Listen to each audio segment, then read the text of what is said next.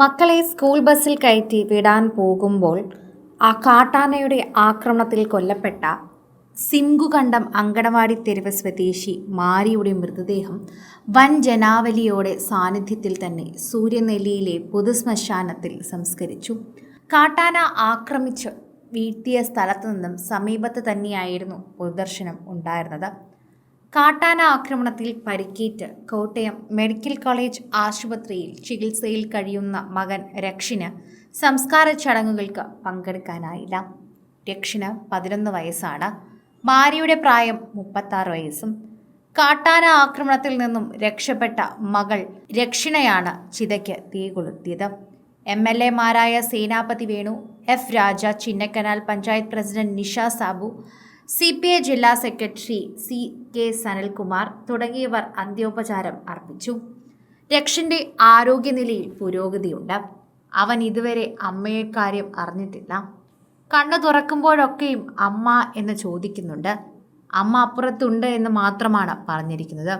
ആ ഒരു വിശ്വാസത്തിലാണ് അവൻ ജീവിതത്തിലേക്ക് തിരികെ വരുന്നത്. വളരെ പെട്ടെന്ന് തന്നെയാണ് അവൻ്റെ ജീവൻ തിരികെ കിട്ടുന്നതെന്നും അവൻ മരുന്നുകൾക്ക് റെസ്പോണ്ട് ചെയ്യുന്നതെന്നും ഡോക്ടർമാർ പ്രതികരിച്ചു. ആ ഒരു സന്തോഷം മാത്രമാണ് ഇപ്പോൾ ഉള്ളത്. കാട്ടാന ആക്രമണത്തിൽ പരിക്കേറ്റ് മെഡിക്കൽ കോളേജിൽ ആശുപത്രിയിൽ കഴിയുന്ന രക്ഷിന് വേഗം സുഖം പ്രാപിക്കാൻ സാധിക്കട്ടെ എന്നാണ് എല്ലാവരും വിശ്വസിക്കുകയും പ്രാർത്ഥിക്കുകയും ചെയ്യുന്നത്. എന്നാൽ രക്ഷ തിരിച്ചു വരുമ്പോൾ അമ്മയില്ല എന്നുള്ള സത്യം അവനെ എങ്ങനെ പറഞ്ഞ് മനസ്സിലാക്കിപ്പിക്കുമെന്നതാണ് എല്ലാവരുടെയും പ്രശ്നം. അധികൃതർ പറയുന്നതും ഇത്തരത്തിൽ തന്നെയാണ്. തലയോട്ടിയിൽ പൊട്ടലുണ്ട് അവന്. ന്യൂറോ സർജറി വിഭാഗത്തിലാണ് ഇപ്പോൾ കഴിയുന്നത്. അവൻ എത്രമാത്രം പ്രശ്നത്തിലൂടെയാണ് കടന്നുപോയതെന്ന് അവൻ അറിയില്ല. ചിന്നക്കനാൽ കാട്ടാന ആക്രമണത്തിൽ കൊല്ലപ്പെട്ട മാരിയുടെ മക്കളുടെ സംരക്ഷണം വനംവകുപ്പ് ഏറ്റെടുക്കുമെന്ന് മന്ത്രി ഷിബു ബേബി ജോൺ പറഞ്ഞു.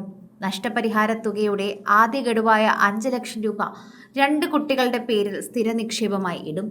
കുട്ടികളുടെ 18 വയസ്സ് വരെയുള്ള വിദ്യാഭ്യാസ ചെലവുകൾ, റേഷനിങ് എന്നിവയും വകുപ്പ് ഏറ്റെടുക്കും.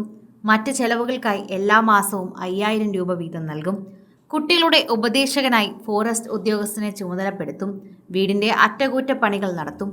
മനുഷ്യ വന്യജീവി ആക്രമണ വിഷയത്തിൽ സമഗ്ര പദ്ധതി തയ്യാറാക്കി ജൂലൈ 9 കേന്ദ്രമന്ത്രിയും പ്രധാനമന്ത്രിയും അറിയിക്കും. മക്കളെ സ്കൂൾ ബസ്സിൽ കയറ്റിവിടാൻ പോകുമ്പോഴായിരുന്നു കാട്ടാനയുടെ ആക്രമണം. അതായത് മക്കളുടെ കൺമുമ്പിൽ വെച്ച് തന്നെയായിരുന്നു ആ അമ്മയുടെ മരണം. മാരിയെ ഉപദ്രവിക്കുന്നത് മകൻ കണ്ടിരുന്നു. അതുകൊണ്ട് തന്നെയാണ് അവൻ മറ്റാരെക്കുറിച്ച് ചോദിക്കാതെയും അമ്മയെക്കുറിച്ച് ചോദിക്കുന്നത്.